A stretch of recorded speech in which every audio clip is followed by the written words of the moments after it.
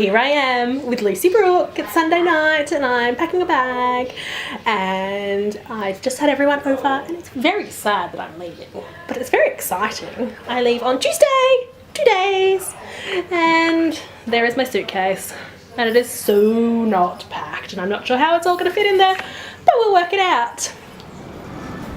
Hi, here I am at Sydney Airport. It's about 1 o'clock. I think it's about 5 to 1. I'm going to have to board my plane soon, which is very exciting. For those of you who don't know, I'm all by myself for the first part of this trip. I'll meet up with Jess and Spoon in Vegas. Stuff happened, they couldn't come, so it just kind of ended up that it's all me. But yeah, there's some planes over there. We're around a bit of a funny point at the airport where there's not a lot going on. I had to find somewhere quiet to record this. Yeah, they've just started boarding my plane, so I should probably go and do that.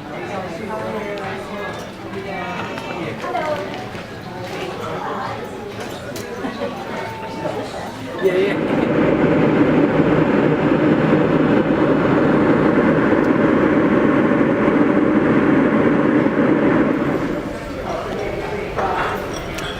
In LAX, which is pretty exciting.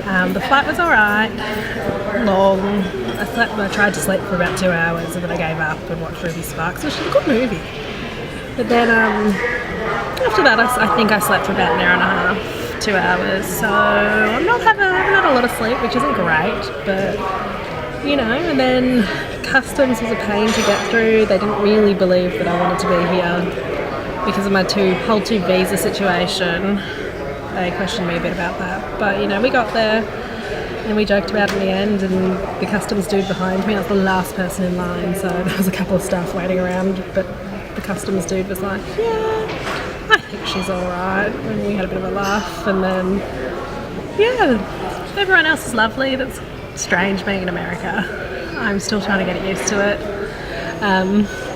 I kind of forget that I'm here, and then I start hearing people with American accents. I'm like, oh yeah, that's right, I'm in America. And just funny little things like the escalators are on the other side and people walk on the other side of the path, and just funny little things that you forget. But yeah, so I'm currently in the Delta Sky Lounge. I've just paid, I think, $90. But that'll give me 30 days access and lots of free Nutella and free alcohol. So I've got a comfortable chair, which I wouldn't find anywhere else in the airport, so I decided that it was worth it. But I just got a phone call from Miss Mary, and she's decided that she's going to try and come to San Fran with me, which is pretty exciting and a bit spontaneous and all the fun stuff. But oh, it's a very beautiful ceiling. Would never have seen that if I didn't look there. Look at the screen just then. But yeah, so that's what I'm up to. It's about 12 o'clock, I think about 12:15. So I've been up for multiple hours now, and my flight's at 3, so I've got another 2.5 hours to kind of sit around and do something. I might try and find something other than Nutella and wine to have, and we'll see how we go. There's my plane, the one I'm going on to Seattle.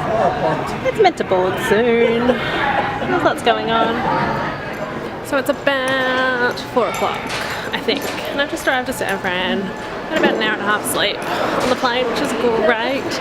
I just kind of kept sleeping, which I'm feeling a little bit better for, but I think I need to go home or get to a hotel and have a shower and go to sleep. It's now 7:30-ish. I have been... where am I? I'm in San Fran. Woo! I've been here for a while now. It's just a case of I'm crashing quickly. Oh, excuse me. And so I'm just waiting for Mary to come so I can get some dinner. She's off her plane about half an hour ago, so it's just a case of she has to get here, which took me about an hour and a half, 2 hours, because I had the craziest shuttle driver. It's been about 26 hours since I left Dad and Brad at the airport, so it's a lot of time to be traveling.